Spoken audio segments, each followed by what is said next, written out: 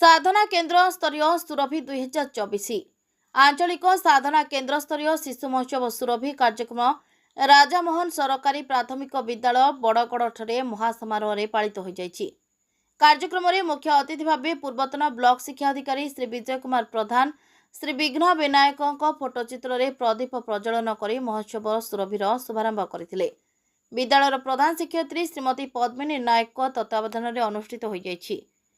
लोकामारी उच्च विद्यालयर प्रधान शिक्षक श्री सत्यव्रत जेना, नुआगां प्राथमिक विद्यालयर प्रधान शिक्षक श्री विरंची नारायण बेहेरा और सीआरसीसी संतोष कुमार त्रिपाठी मंचासीन थिले। अतिथि मानकु पुष्पगुच्छ दे सम्मानित करा जायतिला। छात्र छात्री मानक पई प्रतियोगितामूलक कार्य आरंभ करा जायतिला। प्रति वर्ग पई विचारक मंडली प्रतियोगिता गुड़िकर निरपेक्ष विचार सह परिचालना करथिले।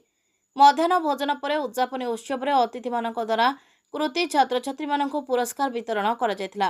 अन्य विद्यालय आसिथिबा शिक्षक मानक मध्य सुनील कुमार राउत, प्रभात कुमार साहू तथा अन्य शिक्षक शिक्षयित्री मानक द्वारा कार्यक्रम परिचालना और धन्यवाद अर्पण करा जायतिला।